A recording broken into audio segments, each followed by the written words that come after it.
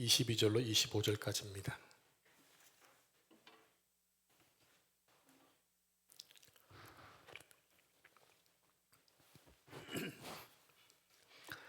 마가복음 14장 22절로 25절까지 말씀을 한 절씩 교독하겠습니다. 그들이 먹을 때에 예수께서 떡을 가지사 축복하시고 떼어 제자들에게 주시며 이르시되 받아서 먹으라, 이것은 내 몸이니라 하시고 그들에게 주시며 이르시되 너희가 다 이것을 마시라. 이것은 제 사함을 얻게 하려고 많은 사람을 위하여 흘리는 바 나의 피 곧 언약의 피니라. 그러나 너희에게 이르노니 내가 포도나무에서 난 것을 이제부터 내 아버지의 나라에서 새 것으로 너희와 함께 마시는 날까지 마시지 아니하리라 하시니라. 아멘. 이 말씀은 살아계신 하나님의 말씀입니다. 아멘. 하나님께 예배하는 여러분 가운데 오늘도 하나님 은혜와 평강이 가득하시기를 축복합니다. 같이 인사하겠습니다. 하나님 은혜가 충만하시기를 바랍니다. 네, 오늘은 예수님의 고난과 죽으심을 기념하는 성찬 예식을 진행할 겁니다. 그 전에 우리가 성찬에 잘 참여하기 원하는 마음으로 지난주부터 오늘까지 성찬에 대한 설교를 하고 있습니다. 지난주 내용 잠깐 한번 생각해 볼까요? 첫 번째 메시지는 뭐였다고 그랬죠? 예수님이 모든 것을 직접 준비하셨다. 두 번째로 배반자는 유다 한 명뿐만이 아니었다. 세 번째는 가장 친한 자의 배신이었다. 네 번째는 빵을 떼다라는 말에는 십자가 사역과 하나님께 나아가는 세계를 열어주셨다라고 생각을 했습니다. 이제 다섯 번째 메시지입니다. 주님을 배반하고 부인하고 떠날 제자들에게 잔을 먼저 주신 것이 다섯 번째 메시지입니다. 여러분이 누군가에게 소중한 선물을 주신다고 생각해 보십시오. 만약 여러분이 사랑하는 사람이고 또 은사라고 한다면 기쁨의 마음을 가지고 선물을 하실 겁니다.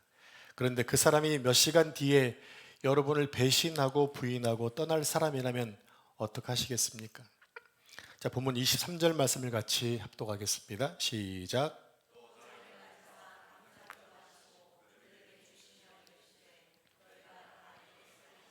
네, 이 말씀에서 중요한 단어가 나옵니다. 다라는 단어입니다. 다라는 말은 모든이라는 단어이죠. 제자들이 모두 주님이 주신 잔을 마셨습니다. 예수님을 팔아넘길 유다도 마셨고 부인할 제자도 마셨고 예수님을 떠나갈 제자들도 다 잔을 마셨습니다. 예수님은 당신이 주시는 잔을 받아 마시는 사람들이 몇 시간 뒤에 어떻게 될 줄을 다 알고 계셨습니다. 그럼에도 주셨습니다. 제자들 모두에게 자격 없다고 말씀하지 않으셨습니다. 모두에게 주셨고 모두가 다 마셨습니다. 여러분, 예수님이 주신 잔은 예수님의 고난과 죽음을 상징합니다. 겟세마네 동산에서 기도하실 때에 아버지, 할 수만 있으면 이 잔을 내게서 지나가게 해주십시오 할 정도로 힘들고 또 두려웠던 잔입니다. 예수님 자신도 두려워하신 잔, 십자가 고통과 죽음과 인류의 죄를 홀로 짊어지시는 그 무게가 담긴 잔, 예수님은 그 잔을 먼저 마시라고 준 것입니다. 여러분, 이게 어떤 의미일까요? 그것은 예수님이 내가 십자가에서 흘린 피의 혜택을 너희 모두에게 먼저 주겠다는 말씀입니다. 주님은 당신을 배반하고 또 부인하고 전부 떠날 사람들에게 잔을 먼저 주셨습니다. 그런데 자격과 조건을 따진다면 아무도 그 잔을 마실 수 없을 겁니다. 그런데 예수님은 자격과 조건을 따지지 않고 그 잔을 사랑하는 제자들에게 주셨습니다. 그런데 여러분 중에 나는 성찬을 받을 자격이 없다라고 생각하시는 분이 계실 수 있습니다. 도저히 지금의 신앙 상태로는 주님의 성찬을 대하는 것이 너무 부끄럽고 죄송하다고 느낄 수 있다는 겁니다. 예를 들어 남을 미워하고 또 비방하고 또 말씀대로 살지 못한 내가 어떻게 거룩한 주님의 성찬에 참여하겠는가라고 생각할 수도 있다는 얘기입니다. 그런데 여러분, 예수님은 당신을 팔아넘길 유다에게도 잔을 주셨습니다. 예수님을 모른다고 부인할 베드로와 도망칠 제자들에게도 잔을 주셨습니다. 왜냐하면 예수님의 잔은 완전한 자만 마시는 것이 아니기 때문입니다.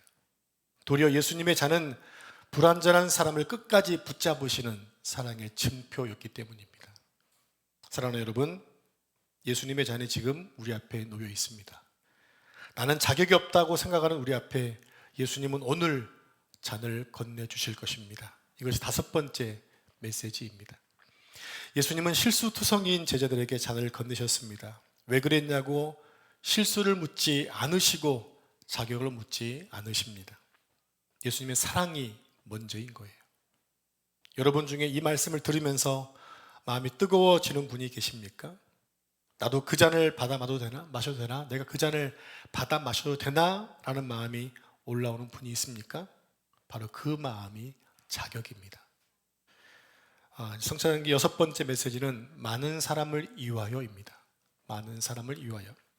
본문 24절 말씀을 같이 합독하겠습니다. 시작.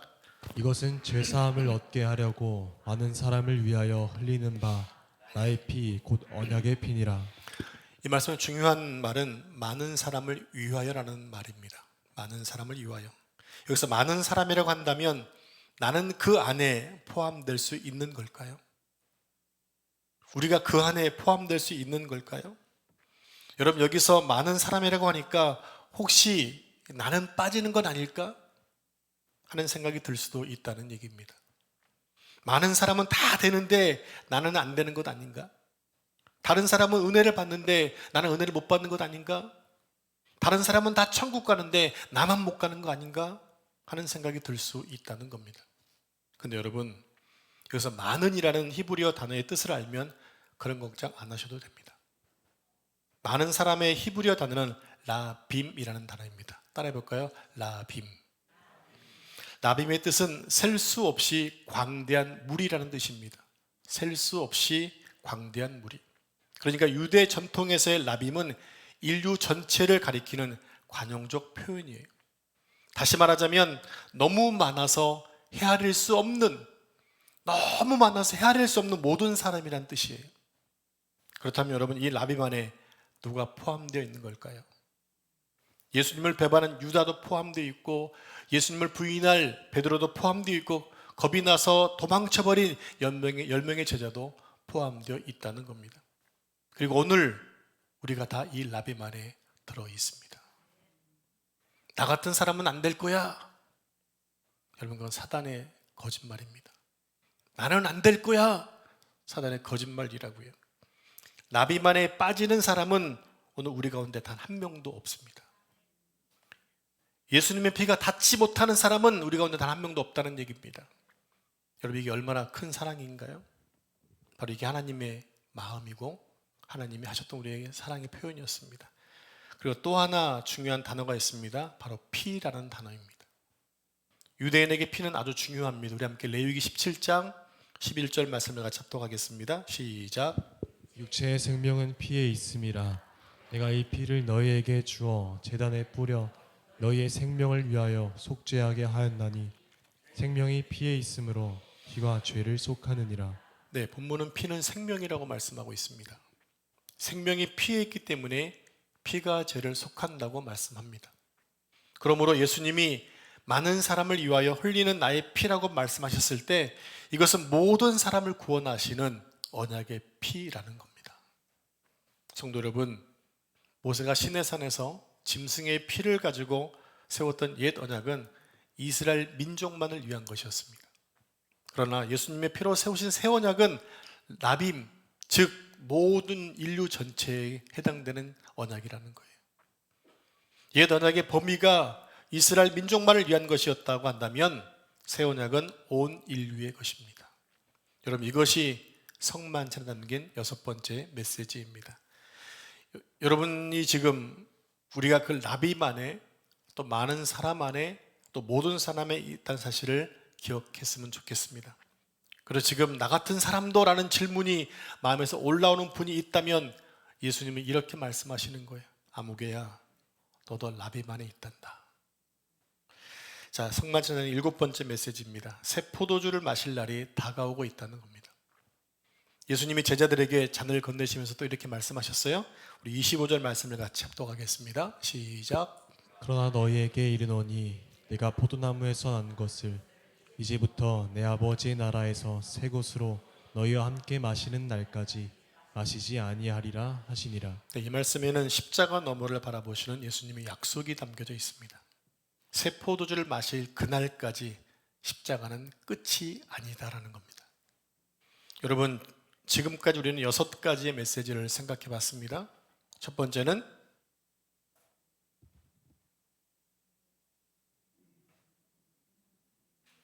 예수님이 친히 준비하셨다는 것. 두 번째는 유다 혼자만의 배반이 아니었다는 것. 세 번째는 가장 가까운 자의 배신이었다는 것. 네 번째는 빵을 떼다에는 십자가와 하나님께 나아가는 새 길이 열렸다는 것. 여섯 번째, 다섯 번째죠. 떠날 자에게 먼저 잔을 건네셨다는 것. 그리고 여섯 번째, 많은 사람이 아니라 모든 사람이라는 것. 그런데 일곱 번째 메시지는 지금까지의 내용과 결이 다릅니다. 6가지 메시지가 6월절 전에 있었던 일이라면 일곱 번째 메시지는 부활 이후의 이야기입니다. 우리 함께 다시 25절 말씀을 같이 합독하겠습니다. 시작. 그러나 너희에게 이르노니 네가 포도나무에서 난 것을 이제부터 내 아버지의 나라에서 새 것으로 너희와 함께 마시는 날까지 마시지 아니하리라 하시니라. 아멘. 여러분, 이 말씀이 언제 하신 말씀입니까? 몇 시간 뒤면 체포당하십니다. 또 채찍에 맞으십니다. 십자가에 달리십니다. 그리고 숨을 거두십니다. 그러니까 지금 죽음의 코앞에 있는 상황 가운데 이 말씀을 하신 거예요. 그런데 예수님의 마지막 말씀은 죽음에 대한 말씀이 아니더라는 겁니다. 하늘나라에서 새 포도주를 마실 그날이라고 말씀하셨습니다. 그러니까 예수님은 지금 죽음 너머를 보고 계시는 거예요. 십자가 너머를 보고 계십니다. 죽음 이후에 있을 부활과 앞으로 임할 하나님 나라를 보고 계시는 겁니다. 여러분, 이게 무엇을 의미하는 걸까요? 나는 죽지만 끝이 아니다. 부활이 있다. 그리고 천국에서 너희와 함께 새 포도주를 마시겠다. 이렇게 말씀하시는 겁니다. 그러니까 이건 작별 인사가 아니라 재회의 약속입니다. 유대 문화에서 포도주를 함께 마신다는 것은 특별한 의미가 있습니다. 유대인들은 혼인잔치에서 신랑과 신부가 함께 포도주를 마시고 그 집에 모인 사람들이 일주일 동안 포도주를 마십니다. 포도주는 슬픔의 잔이 아니라 기쁨의 잔이고 축제의 잔이고 승리의 잔입니다. 그러니까 예수님은 지금 십자가를 앞에 두고 승리의 잔치를 베풀고 계시는 거예요. 죽음을 앞두시고 부활의 기쁨을 선포하신 겁니다. 그리고 약속대로 예수님은 부활하셨습니다. 예수님의 사망 권세를 이기시고 부활하셨습니다. 이제 우리 함께 예수님이 부활하시고 갈릴리 바다에서 제자들 만나는 장면을 한번 옮겨가 보겠습니다. 요한복음 21장입니다. 새벽에 갈릴리 바닷가에 제자들이 밤을 새워가며 그물을 던졌지만 한 마리도 잡지 못했던 새벽입니다. 그래서 모두가 지쳐 있었습니다. 예수님이 십자가에 달리신 후에 이 사람들은 완전히 무너졌습니다. 특히 베드로가 그랬습니다. 그는 대제사장의 뜰에서 숯불을 쬐고 있다가 3번이나 주님을 부인합니다. 나는 그 사람을 모릅니다. 나는 모르는 사람입니다. 나는 그 사람을 모릅니다. 저주하며 맹세하며 이렇게 얘기합니다. 이렇게 3번 부인하자마자 닭이 울었습니다. 그때 베드로는 예수님의 말씀이 떠올라서 밖에 나가서 심히 통곡했다고 말합니다. 그 후에도 베드로는 예수님의 부활 소식을 들었지만 믿지 못하고 다시 본업으로 돌아가 버리고 말았어요.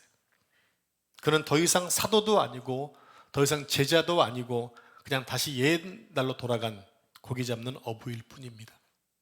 베드로는 나는 자격이 없다고 계속 자책하고 있었을 것입니다. 그런데 그 새벽에 바닷가에 부활하신 예수님이 찾아오셨습니다. 자, 우리 함께 요한복음 21장 9절 말씀을 같이 합독하겠습니다. 시작. 육지에 올라보니 숯불이 있는데 그 위에 생선이 놓였고 떡도 있더라. 제자들이 땅에 올라와 보니까 숯불이 있는데 그 위에 생선이 놓여져 있고 떡도 있었습니다. 이 장면에 지금 뭐가 등장하나요? 숯불이 다시 등장하고 있습니다. 베드로가 예수님을 부인한 장소가 어딘 줄 아세요? 숯불 옆이었습니다. 추웠기 때문에 숯불 옆에서 불을 쬐고 있다가 세 번 부인했던 현장이죠. 그리고 지금 부활하신 예수님이 베드로를 기다리시는 곳이 어디예요? 숯불 옆이에요. 여러분, 이것은 절대 우연이 아닙니다. 왜냐하면 요한복음에서 숯불이라는 단어가 딱 2번 나오는데 베드로가 부인했던 그 자리와 오늘 예수님이 찾아오셔서 떡을 구우신 그 자리입니다. 그러니까 예수님은 베드로가 무너진 그 자리로 다시 오셨다는 겁니다. 같은 숯불 옆으로 오신 거예요. 그런데 예수님은 베드로를 꾸짖지 않으십니다. 베드로야, 내가 너에게 미리 경고했잖아. 근데 왜 너는 나를 부인했니라고 추궁하지 않으셨어요. 대신 이렇게 말씀하셨어요. 와서 조반을 먹어라. 와서 밥을 먹어라. 예수님은 숯불 위에 생선을 구워 놓으시고 떡을 준비해 놓으시고 밤새 고기를 잡느라 지쳐있는 제자들을 먹이시려고 기다리신 거예요. 여러분, 이제 제자들을 위해 최애 만찬을 준비하셨던 예수님의 모습이 보이시나요? 제자들과 함께 마지막 식사를 하시기 위해서 물동이를 가져온 남자를 준비하셨고 2층 빵과 유월절 음식을 준비하시고 부활 후에도 사랑하는 제자들의 식사를 또 준비해 주셨습니다. 처음에도 밥상을 차려주셨고 지금도 밥상을 차려주고 있습니다. 그리고 밥을 먹은 후에 예수님이 베드로에게 3번을 묻습니다. 시몬아, 네가 나를 사랑하느냐? 네가 나를 사랑하느냐? 네가 나를 사랑하느냐? 여러분, 왜 3번 물으셨을까요? 심심해서요? 베드로가 똑같이 3번 부인했기 때문입니다. 숯불 옆에서 3번 모른다고 부인했던 그 입으로 이제 똑같은 숯불 옆에서 3번 사랑합니다 라고 고백하게 하신 거예요. 그러니까 부인했던 실패의 기억을 사랑의 고백으로 덮어주신 것입니다. 수치를 사랑의 고백으로 회복시켜 주신 것입니다. 여러분, 이것이 오늘 우리가 가슴 깊이 새겨야 할 장면입니다. 베드로에게 숯불은 수치였을 것입니다. 베드로는 숯불만 봐도 예수님을 부인했던 수치스러운 그 밤이 계속 떠올랐을 것입니다. 그런데 예수님은 그 숯불 옆으로 다시 오셔서 그를 회복시켜주고 계신 거예요. 무너진 그 자리에서 다시 일으켜 주셨습니다. 그러니까 실패한 제자에게 여기서부터 다시 시작하자는 거예요. 리셋 시키시고 다시 시작하는 거예요. 여러분, 이것이 성찬의 7번째 메시지입니다. 새 포도주를 마실 그날까지라는 예수님의 약속은 빈말이 아니었습니다. 예수님은 정말로 부활하셨고 제자들을 다시 찾아오셨습니다. 십자가로 끝나지 않고 죽음으로 끝나지 않고 부활하셔서 다시 밥상을 차려주셨습니다. 떠난 자들을 다시 찾아오셨고 부인한 자를 회복시키셨습니다. 다시 그에게 사명을 맡겨주십니다. 사랑하는 여러분, 회복된 베드로가 나중에 어떤 사람이 된지 다 아시죠? 베드로는 오순절 성령 강림 이후에 수천 명을 전도하는 사람이 됩니다. 교회의 반석이 되고 교회의 기둥이 됩니다. 가장 비참하게 무너진 자리에서 가장 위대한 사람으로 일어서게 되는 것입니다. 그게 주님의 격려이고 주님의 사랑입니다. 사랑하는 여러분, 여러분 삶에도 이런 숯불이 있습니까? 떠올리기만 해도 수치스러웠던 과거, 기억, 그때 그 실수, 그 숯불 냄새가 아직도 따라다니지 않습니까? 예수님은 우리의 그 실패 자리로 오십니다. 그리고 무너진 그 자리에 밥상을 차려놓고 기다리십니다. 예수님은 와서 조반을 먹어라 말씀하시면서도 우리의 실패를 추궁하지 않으십니다. 꾸짖지 않으십니다. 그리고 우리에게 이렇게 물으십니다. 아무개야, 너 나 사랑하니? 여러분에게 지금 여러분 들리는 내 마의 음성일 수 있습니다. 아무개야, 너는 나를 사랑하니? 여러분, 그 질문에 예라고 대답할 수 있다면 그것으로 충분합니다. 숯불의 기억은 사랑의 고백으로 덮이게 될 것이기 때문입니다. 수치의 자리는 회복의 자리로 바뀌게 될 것입니다. 이제 말씀을 정리하겠습니다. 사랑하는 성도 여러분, 우리는 지금까지 2000년 전 예루살렘의 한 2층 방을 들여다보았습니다. 그리고 최후의 만찬 식탁에 담긴 7개 메시지를 하나씩 열어보았습니다. 7개 메시지를 기억하시면서 오늘 성찬에 임하셨으면 좋겠습니다. 솔직히 우리는 주님의 성찬을 받을 자격이 없습니다. 그런데 예수님의 식탁은 자격을 묻지 않는 식탁이라는 거예요. 떠난 자를 다시 부르시는 식탁이고 무너진 자를 다시 일으키는 식탁입니다. 그 식탁은 2000년 전에 문을 닫아버린 게 아니었어요. 오늘 우리를 위해 지금까지 열어두셨습니다. 지금 이 말씀을 듣고 계신 여러분들을 향해 열어두신 것이 주님의 성만찬이라는 것입니다. 여러분, 오늘 제가 성찬을 진행할 때 빵을 떼는 것을 기억하십시오. 그리고 잔을 드는 것을 기억하십시오. 빵은 찢어지신 예수님의 몸입니다. 잔은 라빔, 그 모든 사람과 나를 위해 흘리신 예수님의 피입니다. 그리고 우리는 그것을 감사하며 받으면 됩니다. 나는 자격이 없는데요. 나는 지금 그럴 형편이 안 되는데요. 여러분, 나를 생각하지 마시고 주님의 사랑을 생각하십시오. 그래서 우리는 감사하면서 받으면 됩니다. 사랑하는 여러분, 예수님의 식탁은 오늘 여러분을 위해 준비되었습니다. 받을 자격이 없어도 괜찮습니다. 오늘 이 자리에 계신 것만으로도 충분합니다. 오늘 성찬에 참여한 여러분 모두에게 하나님 한없는 은혜와 사랑으로 가득 채워지는 귀한 시간 되기를 축복합니다. 기도하겠습니다. 하나님 아버지, 오늘 예수님이 제정하신 성만찬에 참여하게 해주셔서 감사합니다. 죽음을 앞두시고 제자들의 밥상을 준비하신 주님의 사랑을 감사합니다. 저는 아니겠지요라고 떨며 물었던 제자들에게도 빵을 떼어주신 주님, 빵을 떼심으로 십자가 사역을 통해 세계를 열어주신 주님, 떠날 자들에게 먼저 잔을 건네신 그 사랑에 감사드립니다. 그리고 모든 사람을 위한 언약의 피 속에 우리도 있게 하심을 감사합니다. 그래서 새 포도주를 마실 그날까지라고 하신 약속을 붙잡습니다. 주님, 우리가 베드로처럼 고백합니다. 주님, 제가 주님을 사랑하는 줄 주님께서 아시죠. 숯불 옆에서 당신을 부인한 자를 숯불 옆에서 회복시키신 것처럼 오늘 우리가 무너진 그 자리에서 저희를 다시 일으켜 주옵소서. 저에게 빵을 떼어 주시옵소서. 저에게 사명의 잔을 주시옵소서. 자격을 없는 줄 알면서도 떨리는 손으로 그 빵을 받겠습니다. 부족한 줄 알면서도 그 잔에 입술을 대겠습니다. 새 포도주를 마시는 그날까지 주님의 식탁을 떠나지 않겠습니다. 이 모든 말씀 존귀하신 예수님의 이름으로 기도합니다.